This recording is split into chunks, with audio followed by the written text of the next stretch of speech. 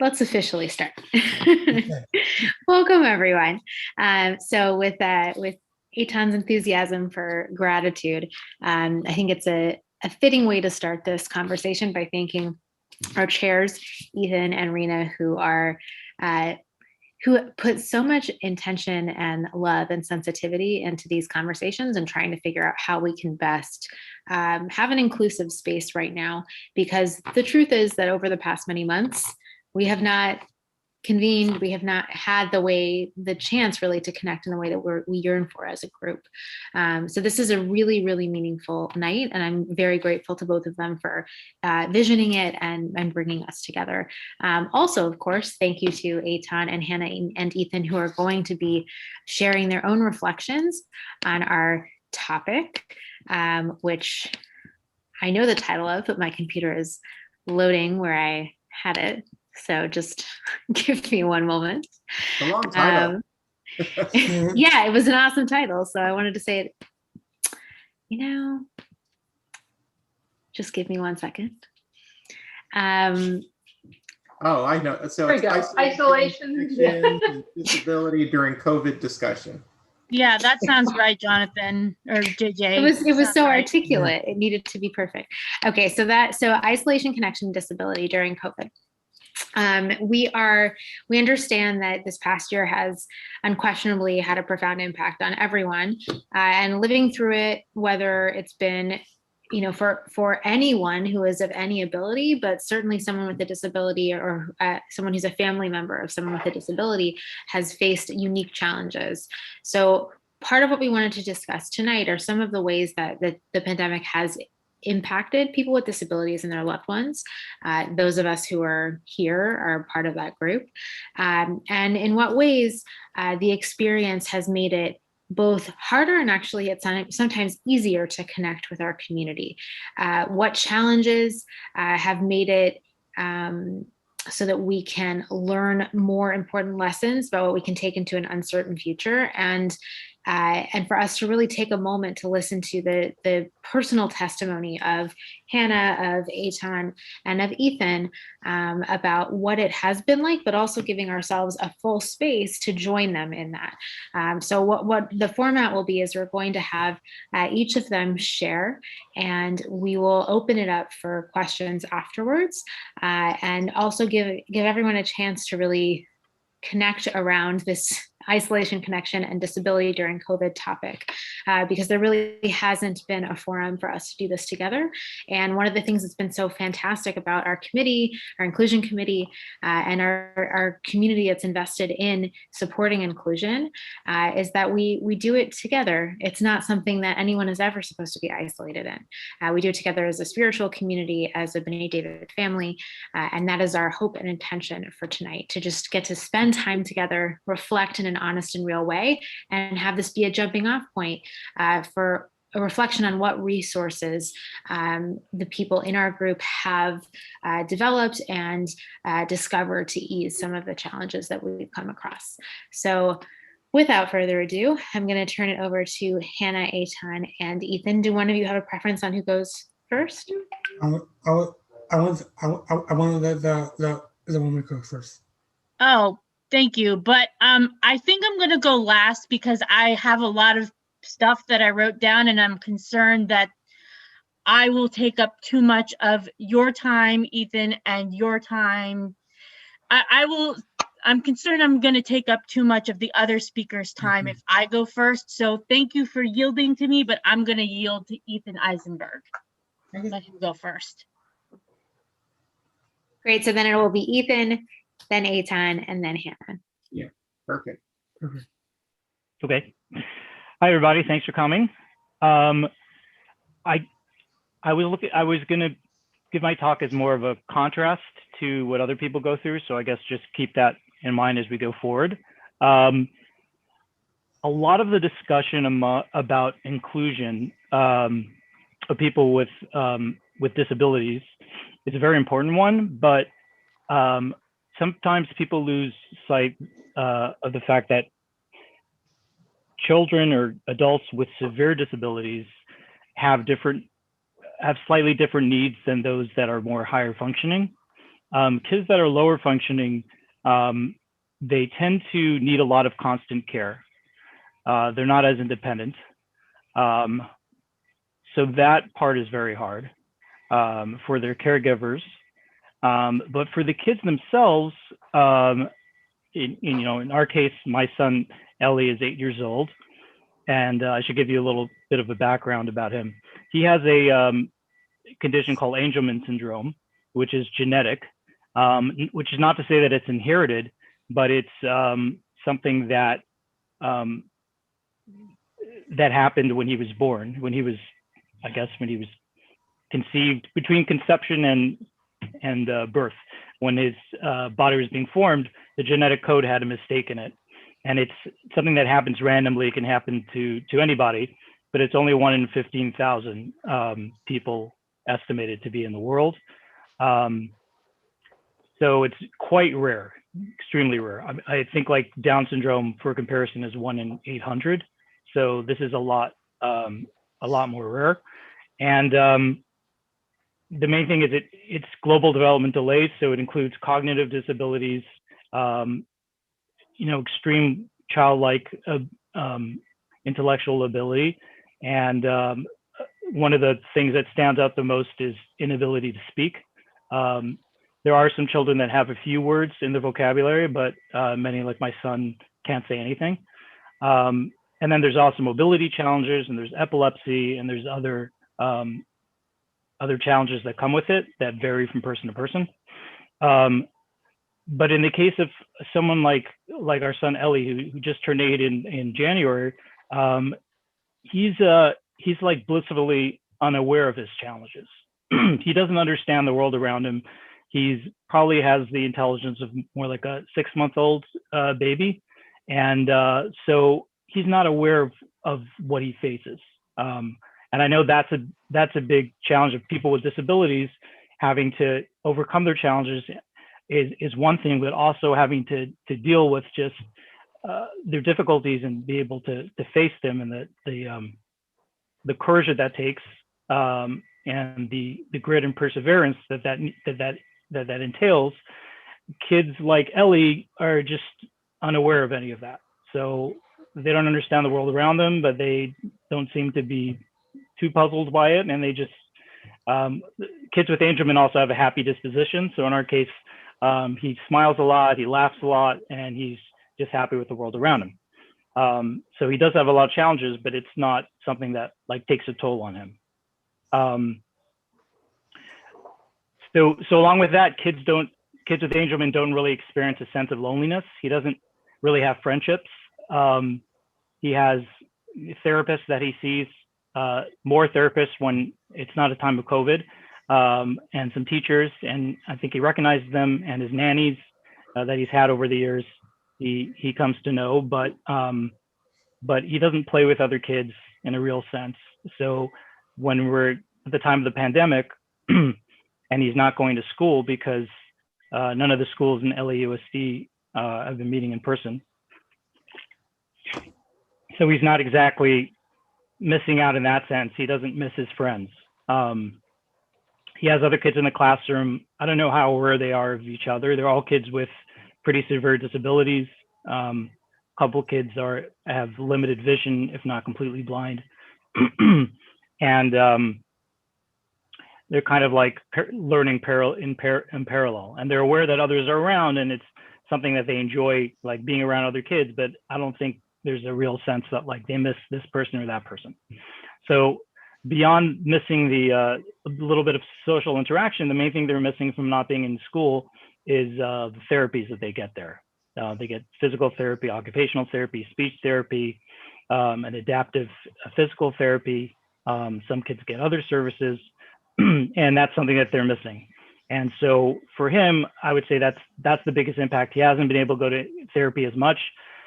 We did a lot of, until the late summer, we did a lot of telehealth sessions, but that was really hard because that basically made his physical therapist turn me into a physical therapist and tell me what to do. And I realized how hard her job is, because it was really tiring to do all that stuff. But that's not to say that the experience of the caregivers is as blissfully, ignorant as his experience is, because, year round, having to take care of a kid with so many abilities is very time consuming. He can't eat on his own. He can pick up food from his tray, which is actually an advancement over the past few years. But he has to be, someone has to help him, give him his food, has to change his diapers, and he can't get anywhere without somebody's help. And he's also extremely prone to danger. So he has no concept of what's safe, what's not. And not only can he not speak, but he doesn't really understand language. I think the only word he really understands is his name. So he doesn't understand the word no. At least we don't think he does. He doesn't let on that he does.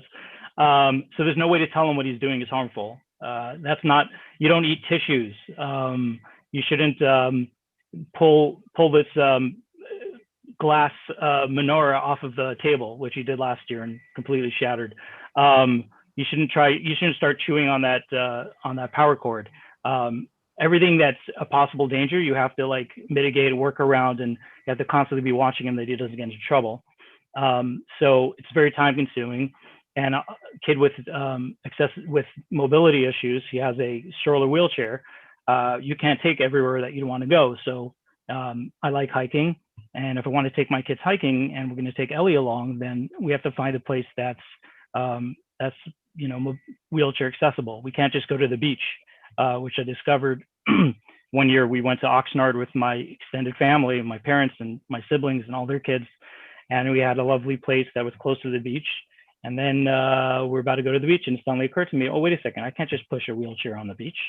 I'd have to carry him all the way from the end of the sidewalk to the water to get him to the water. And he's way too heavy to be carried at this point. So things like that you have to really think about. So all that experience year round is pretty isolating and limiting as to what you can do.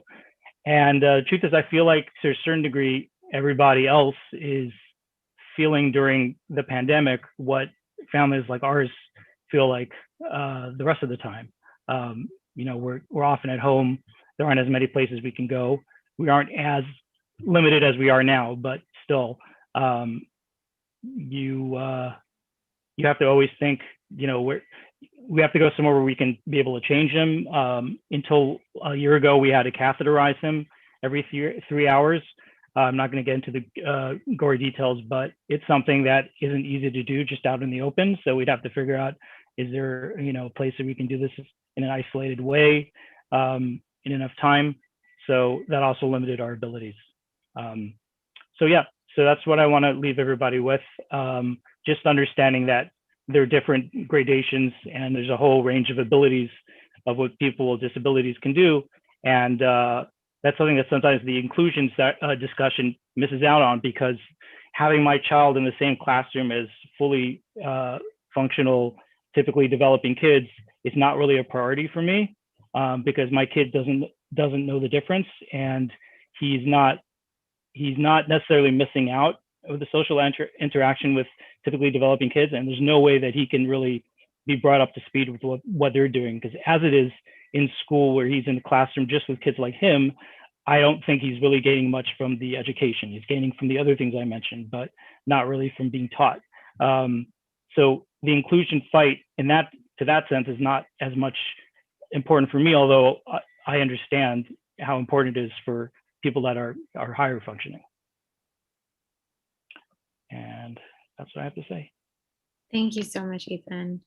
I think the way you framed the sense of isolation that you and your family have experienced, as we're getting a little bit of a taste of that in the wider community. It's excruciating to hear that, and I'm very grateful that you felt like you could share that with this group. I think it also it's a call for us to really think about what we can do, what is how do we tackle this isolation in a meaningful way. So thank you for letting us into that space, and I think you also gave us a way where we can all sort of join you in it. So thank you for that. Eitan is going to share now. And my understanding is he's going to share his screen too, because he has a beautiful PowerPoint. Oh, thank you very much, sir. Thank you. Okay, so let's see if we got this. Right. So everyone can see the, what do you guys see on the screen? You see coping with COVID? Yeah. Okay, perfect. All right. All right, Tom, take it away. So I just want to say a big shout to Vanessa for organizing this. So this is for this one. Coping with COVID, and me by me. About me, how I'm dealing with COVID. About the Yaka consider. About me, I am 23 years old, and I'm graduate of Maimonides. I am a graduate of ULA, and I am attending Takinu for 3 years. I currently attended SMC. I had my principal had a wonderful Benedict David. I work at Virginia Robertson Gardens, and I love learning Jewish music, cooking, Jewish learning. You like it so much, you did it twice. Yeah, I did twice. Yeah. This is the pictures of me at Takinu. So who are these guys? So this is one of my roommates. This is Zaman over there. He's from Australia. Yako from Florida, and that's me over there. And this is of a picture of me when I was a Cabron with my couple friends. It's really fun. A picture of me in army base. It was fun. And this is my achi, my brother. Some people don't know who Darkano is. So. So for those who don't know what Darkino is a shiva for special needs. In Israel, right? In Israel, and it housed in Gush. And who went there? I think Rabbi Yosef went there, right? Rabbi Yosef goes there too. Okay. Deal with COVID. I miss my friends. I miss going to SMC. I miss going to show. I miss going to a job. And I miss going to simchas and my friends and getting married, and I could not go to their weddings. I am now an expert, as in I go to Yachad and events, and I have met people Zoom from all over, including Toronto, New York, and Israel. You also go to Shira to Nate David, right? I also pronounced with learning with Reverend Vanessa, or learning with Yosef on the EV retreat. Then on Sundays. On Sundays I go to share with Mr. Sassover. And Sheldon, right? And also with Sheldon, of course. Okay. Yachad consider. It's amazing. I love it. It's amazing. It has a big print. English is easier to understand. There are instructions. How when you stand and sing out loud, and what to say things to myself.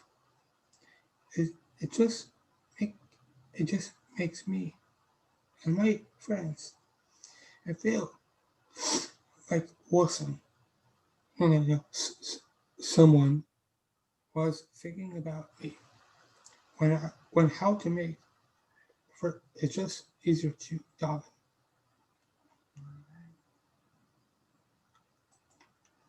To that, Rabbi, thank you very much. Uh, I'm gonna show you guys a little sneak peek of the little there. Nice pictures. Oh, thank you. It's beautiful.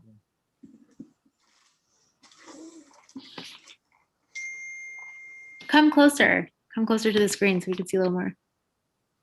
It's beautiful. Yeah.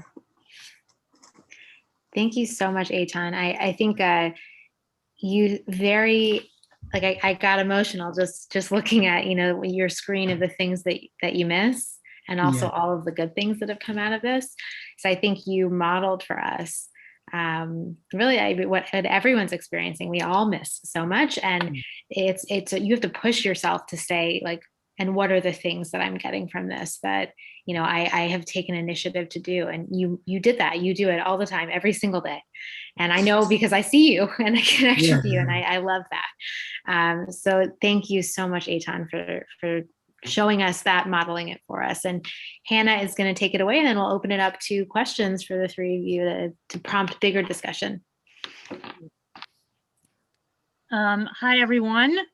I'm Hannah. As most of you know, actually, I think with the exception of the YouTube viewers, everyone here knows me. Anyway, oh, my sister joined. That's cool. Anyway, so I just want to point out that there's also Girls Darkinu. But we can discuss that more later, because in my thing, it's not really specific to COVID, but this stuff is specific to COVID. So COVID has been hard for me in some ways, but it has also been easy. I'll start with the bad stuff, and then I'll go into the better stuff.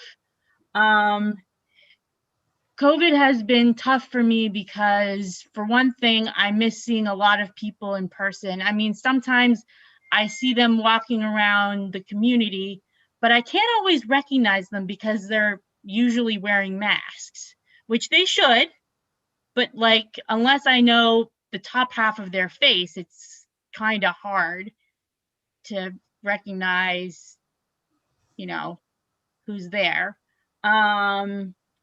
I miss going to shul and markets and restaurants. I mean, I order from stores, but I don't actually go in stores because I don't feel safe going into those places right now.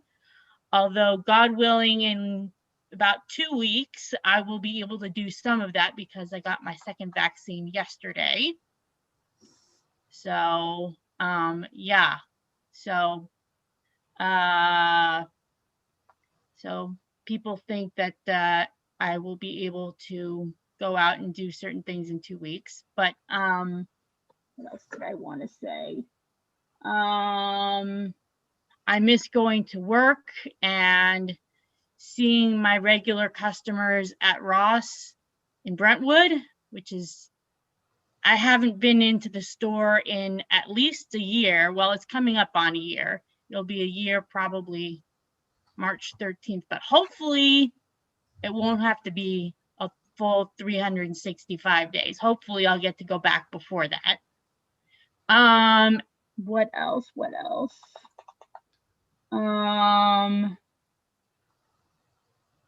Well, I think that's it for the bad stuff. But COVID has not necessarily been just bad. I've learned to find things that that I can use to manage my time, and like I go to a lot of Zooms, some of which are Zooms that Eitan has gone to with this organization called Yachad, which is a special needs organization. They have chapters in many places, and they have had Zoom events where it's not just for Yachad LA, but New York, Florida, Toronto, to name a few chapters. So I've met people outside of LA, and that's really cool because now when I God willing, see those places after COVID, I can stop in and say, hey, I met you guys over Zoom. Now I can meet you in person. That's cool. Let's see. I've still been able to follow sports when sports have been happening, which is really, really good because some of you know I'm a big Dodger fan. And so spring training starting very soon. What else? What else? What else? What else?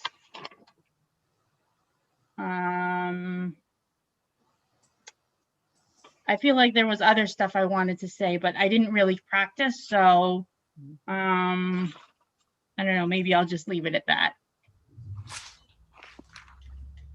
You could I read think, it. Hannah, you had some thoughts on TV shows. Oh, yes, I did. I did. That's true. Thank you, Robert and Alyssa. Yes, so one of the clubs that I was going to was called Movie Club, but we didn't really watch so many movies. We're watching mostly TV shows that you can find on like Netflix or other channels or other TV platforms. And so I discovered this show, The Good Place. I don't know if any of you watched it. It's really good. So I've watched the entire series and it's really good. Forget what other ones I've discovered, but that one is probably one of the best ones. It's really funny. It has Ted Danson, Kristen Bell, people like that. You know, Kristen Bell played Princess Anna in Frozen. I don't know. For those of you who have small children, they may be familiar with Princess Anna. If And I think you were going to say something about your playlist. Oh, yes, And I how that was. had helped. Thank you, Mom. Thank you, Mom. You can My read mom it. But you wrote. previewed my list or my thing. So I have a playlist of what I call strength songs. They're like confidence boosting songs. And if anyone wants to hear any of the song titles, I've got a lot of them on there. You can ask me. Or I can just tell you a few. I'm not going to list the whole thing because that's going to take too long. See, Roar by Katy Perry. What else? I Have Confidence from Sound of Music. That's just two, but there's a lot more. You know, you could make your own playlist if you wanted to of songs that boost your confidence. Doesn't even have to be the same stuff I have, but suggestion. I don't know if there was anything else I was going to say. You could read the last line.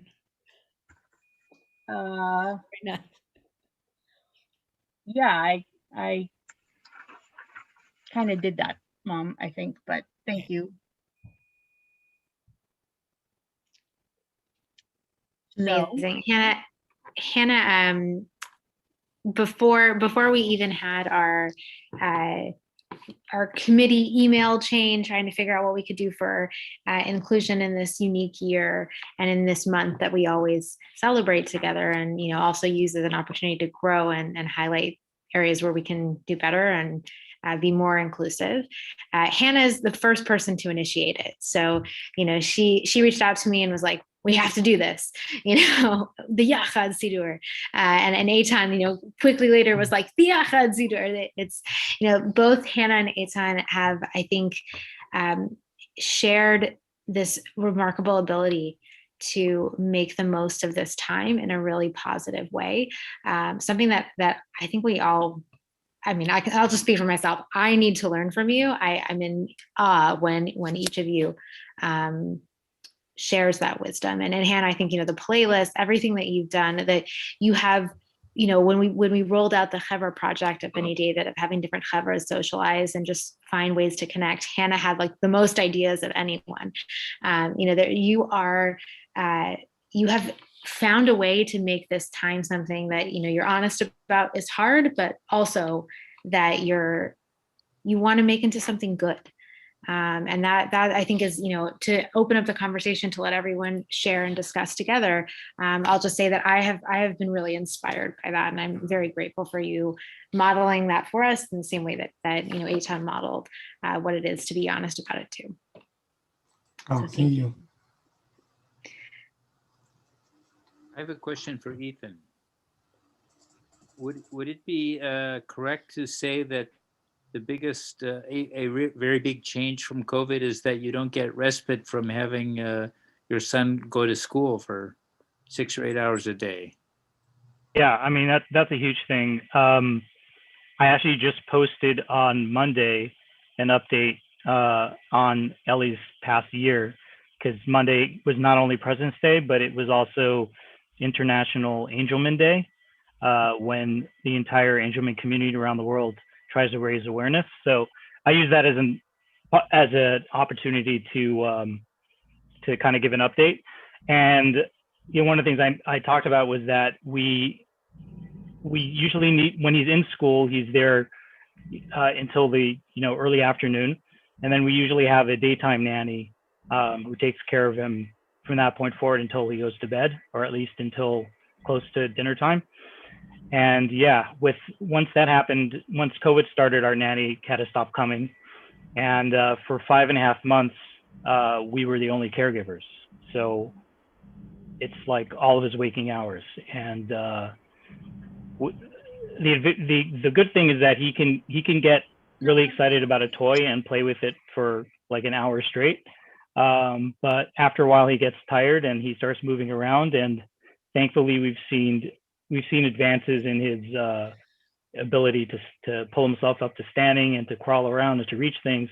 But that also means he gets into more trouble. So yeah, it's like we engineered some sort of thing where he would be between the couch and the wall, and we would have some ton of toys in that area.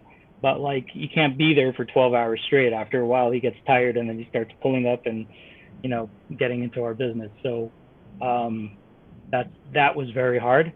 Thank God, at the end of the summer, we hired a full-time nanny from 9 to 5. So she's great, and she takes him places and stimulates him and everything. It's obviously more expensive having to do that, but thankfully we get a really generous basket of services from the state of California, so it actually does cover all of those expenses of having to hire a full-time aide. Can I ask a question? I have a question too, which is, in normal times, the groups that Hannah and Eitan were talking about, Yachad, Eda, they have all these activities. There's also Friendship Circle and all these different organizations that sometimes I've heard, there are a lot of like teenagers in the area who want to be helpful. And I imagine they haven't been able to be very helpful because of the COVID. But is there anything like these kids? One of the things that the kids in school are missing is the opportunity to be helpful. And this question really, I'll throw this out to anyone, but especially you, Ethan. Is there stuff that, if someone thought of it, they'd be able to do? To help your son or to help you, and Yeah.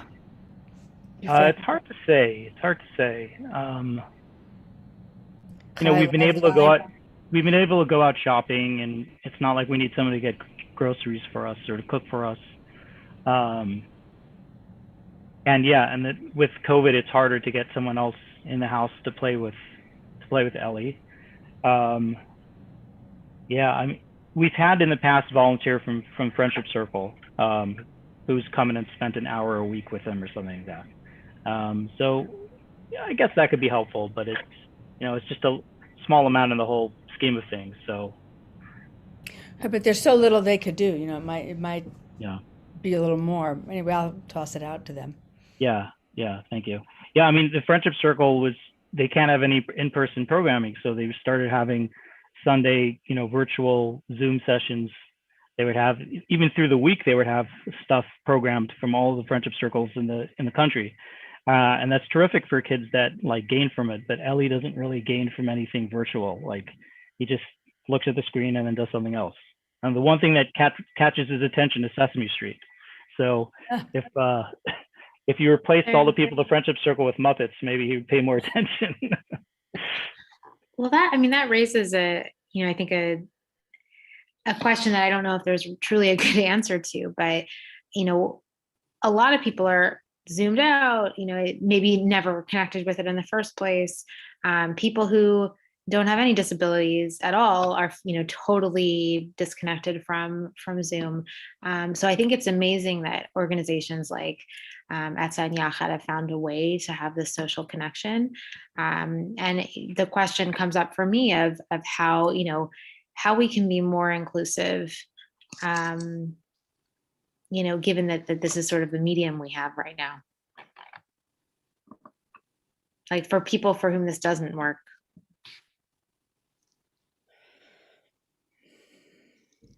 Any ideas? Anybody? I mean, I think what Yachad Neda has done has been truly remarkable for the kids who can do that. I mean, I think something that Hannah was getting at in her speech was that her social world has, other than her work world, where she met a lot of strangers and like that. I think generally your social world has expanded, right, Hannah? And that's partly your amazing attitude and all of that, but it's also these organizations like it seems to me the Jewish community has a lot of stuff now. They want, they really want to help. There are a lot of people with a lot of energy and creativity to do this. They're doing amazingly. It doesn't mean they're meeting every need. I don't know if that's what you were getting at, Rabbanit. Yeah, there's just, there's different barriers now than there were before, but there's also more access than there was before, which we can explore in our Shir Motzei Shabbos as part of following our Havdalah. It's a separate thing. Terry put in the chat a video. I don't know if you want to say anything about that. Yeah, this was mostly from Craig Taubman. It's music, it's special needs, it's inclusion, it's disabilities, and it's really beautiful. I was quite touched by it, and Craig did write and say share freely with, congregations and so on. It's a half hour and you can skip through it if parts don't seem interesting. But I found it lovely to watch. And if we had an extra half hour, it was something we could do, but that's not tonight. And yeah, and I just was going to say, maybe we can do a small version of it for the Havdalah. Yeah, we could excerpt it. That's a good idea. Yeah, and I'm sure you can just cut and paste of where to start and end. Yeah, and then I was just going to say, Shelley Christensen, who actually termed that term JDAM or however you would pronounce it. I remember she added the I because she didn't want it to be JDAM and damn, but we actually in LA rebranded it, Terry. She had it as JDAM and we changed it to JDAM and then she adopted it. Yes, I knew at some point, early on at Federation, it was different. Yeah, we added the I. We can be proud of that. Yeah. So her book that she wrote, her second book on inclusion, just said, from longing to belonging. So the idea is she didn't really like the word inclusion, and she really just liked to use the word belonging. And I took a teeny quote, and if later we want to hear it, it's just about 5 sentences of. Please read it for us. Okay. All right. It says, be bold and audacious. This is about 2 congregations, or for her, it's religious-based faith institutions. Be bold and audacious. You are not creating a new program or a congregation for people with disabilities and mental health conditions. Shelley always uses the combination of mental health with disabilities. You are doing what you do best, welcoming people and fostering their sense of belonging. Look at the ways you already do this and ask, what are ways people feel welcome in this congregation? Ask yourself, why do we have stumbling blocks in our ability to welcome people with disabilities? How do those stumbling blocks diminish people's ability and inclination to belong? Examine your own biases and attitudes. Ask yourself, what impact do they have on my perspective? Treat people with disabilities and mental health conditions the same way you treat anyone else.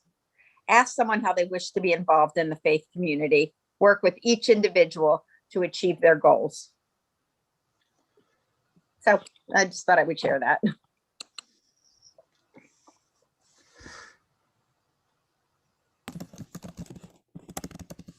Very nice. Let's see. Say something. Speak about. Oh, I can't because you're. They still see you. Oh, okay. So I remember a few things back. And I guess going to a show is really fun to go and to see how you guys down with me or learning with. I just want to say a big shout to webinar for all this organization It's not me. It's the whole group. group, But I yeah. appreciate the laugh. Of course. I appreciate you.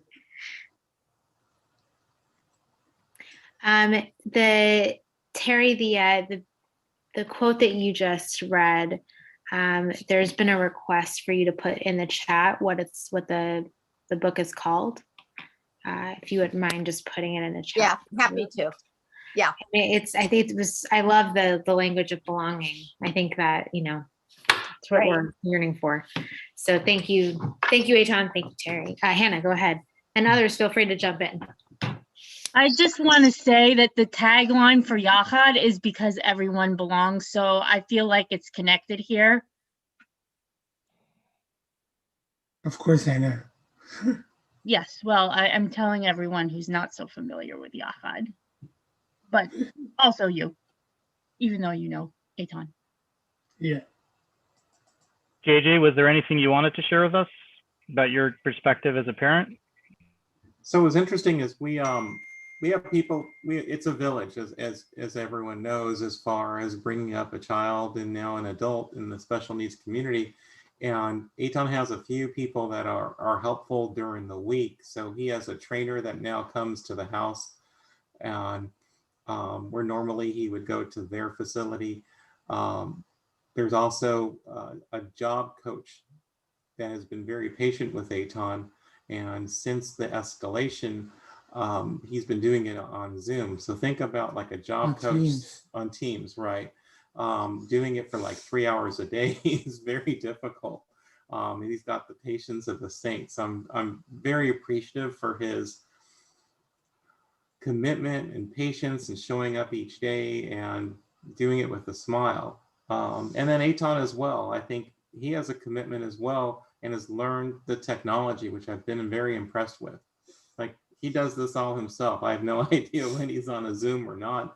And sometimes there are boundaries that he crosses, and we have to reel him in because everyone's accessible now in some ways. Like Hannah's very good. Hannah will say, Eitan, text me before you email me or something like that, so that there's an appropriate time when to share. Because everyone wants to be nice, but at the same time, it's okay to push back and say, I only have 5 minutes, or now's not a good time. And Eitan has learned that as well. I think some things are here to stay, though. I really like the idea of Zoom Shiurim, especially when you can pull on the text, pull out the text, and some people who normally wouldn't show up would show up. And so I've been very appreciative of it. Like those sessions with Mr. Sassover are wonderful. There's a group of 10 guys, like Eitan always says, well, I want to do chesed, I want to do chesed. So we do Tomchei Shabbos. I say to him, one of the best cheseds you can do is attending the shiur with Mr. Sassover. It's a highlight of his week. It's very easy for us. He's not getting sick at all from our presence. And so those are some things to think about as far as Zoom is now a wonderful chesed tool and makes it very easy on everybody's part. The only thing that Zoom doesn't have is the smell thing. Like, I did a few cooking classes and you can't smell the aromas a lot of times. So that's one of the drawbacks. And if you can't smell it in person, then you've got a bigger problem. That's true as well. You know what? When I was feeling crappy, sometimes I would like get very nervous. Did I get COVID or not? And so I'd rinse the bathroom and spray some perfume just to make sure I had that sense back. But I heard also like an interesting coping thing is some people said they only regained 75% of their taste. And how it's hard to determine like 75, like how do you put a number at it? But then, so what does that mean? And so that they had to appreciate flavors more. So for whatever was left, they had to then appreciate that. And the tongue has like a lot of sensors. I think there's over like 1,000 sensors on the tongue. So you just have to train yourself and then appreciate what you do taste. So that's another, let's say, benefit of COVID is just learning to appreciate your senses a lot more. Do you think there's something that the inclusion community has to teach the wider community about how to do that? I think it's more, I think we do a bad job of PR. If people would know that on a daily basis, or at least let's say on a weekly basis, on Friday, how many Zooms do you participate in? Like 3 or 4 Zooms. And this is like Yachad and Israel and a few others. And collectively, there's about 80 individuals with special needs who are participating. And this is their only way of doing it. And I don't think people are aware of it or the benefits that it has happened. And people, because also some people don't communicate well or they're not, the words are hard to understand. But now when you can see their faces and their expressions, a lot of communication is not just words. And so this has given us this opportunity, but it's amazing to see the participation and the strides that a lot of the communities have made. I think we just don't do a good job of promoting that. Oh, I just want to add to what Dawa said.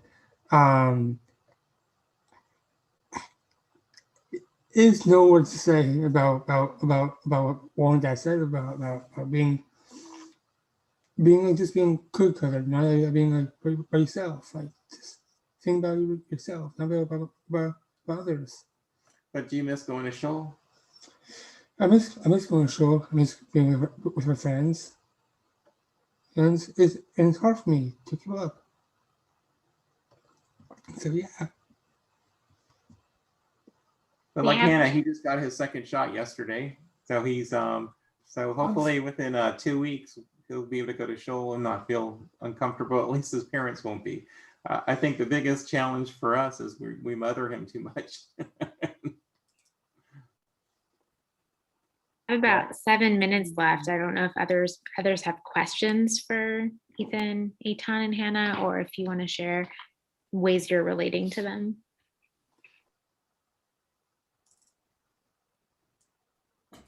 I can jump in. I just something that I was reflecting on, and I enjoyed hearing these stories so much is, this year's been challenging for everyone in different ways.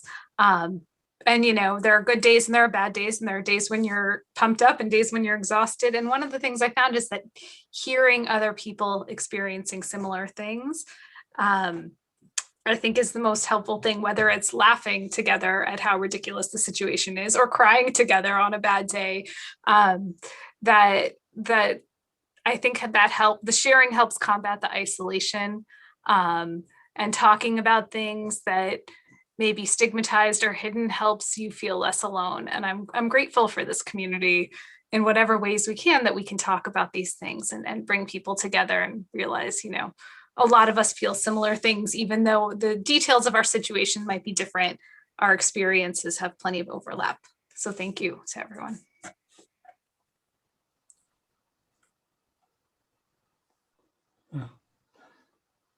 I have a question. What's the plan exactly for the Sidurim?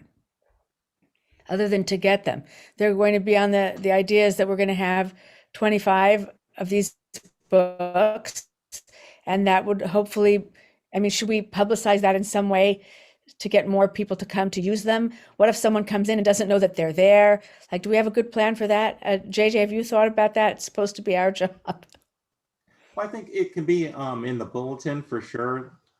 That's one place.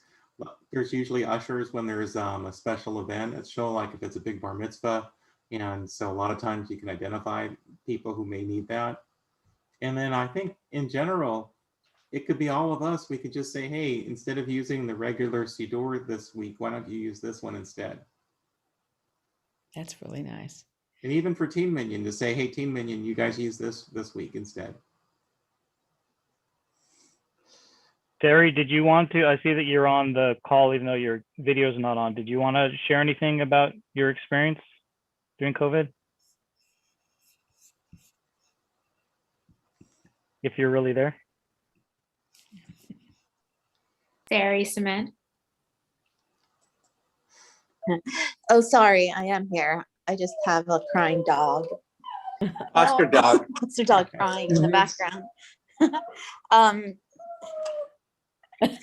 Well, for us, the difference for this COVID is that everybody is home. Even Kelly, who was in Israel Yes. with Eitan's sister, Rebecca. She is home now from Israel because 5 months was enough for her. It was hard for her to be there. Well, she finished the whole Torah. She read the whole Torah and she came home. And Gideon actually loves Zoom school. And I think it's going to be hard to go back to regular school because now he's graduating 8th grade and he has to start high school next year, which is going to be huge to just not have been in school for a year and a half and then have to go to a high school. So I think that going back to the world is going to be hard for him. And that's about it. How else have we been managing COVID? There's Jason. No haircuts. Show it. And watch it. And yeah, I really like to hear about all the Zoom things because I'm gonna start getting my other kids on more Zoom groups because they definitely do not do enough of that, and it's very isolating. So I'm glad to have learned all about that. That's why you're crazy. Oh, sorry. But thank you. I mean, this has been really a great evening and we've learned a lot. We just have loud dogs in the house. That's all. Maybe we'll start a canine inclusion committee to try to get them more involved. Yeah, we have a farm. Like we have a dog, a bunny, and now a foster puppy. You really have gone for no isolation. It's crazy. Well, any final thoughts, questions?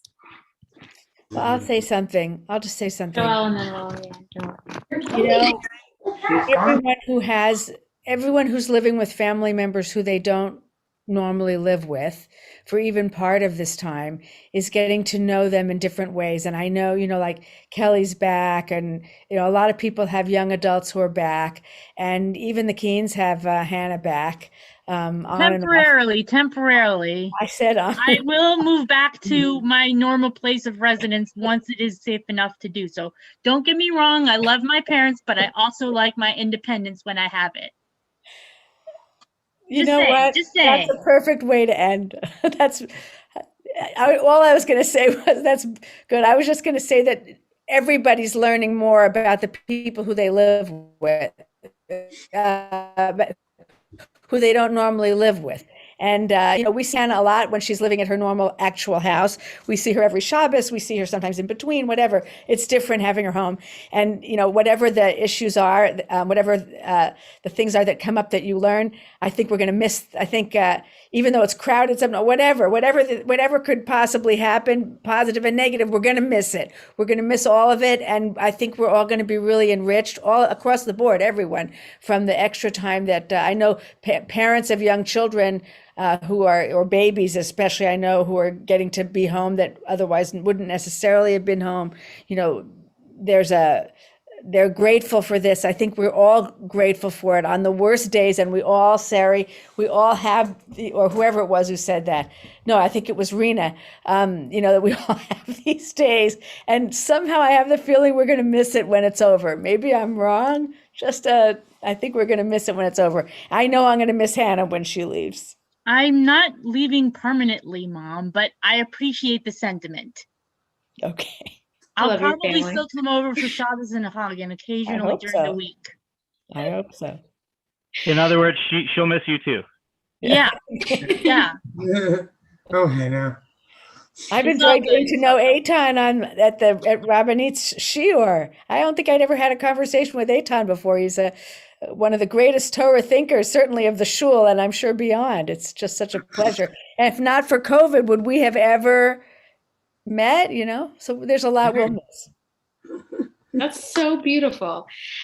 So thank you so much. Just Hannah and Eitan and Ethan, thank you for sharing and modeling for us how to, be honest about the things that are extremely hard, and also how to look for the things to be grateful for and that are good. And, as Joelle was just saying, the connections that maybe we wouldn't have had.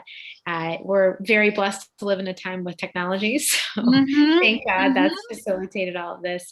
I want to thank Ethan and Rena again for organizing, of course, Adina for being Adina, and everyone on the inclusion committee. It's really nice to be together again and to brainstorm. And the WhatsApp group, the Yachad Sidurim, there's so many exciting things that, leave it to the inclusion committee to find a way to still make a difference in these times and in our shul setting. So thank you each for all that you do.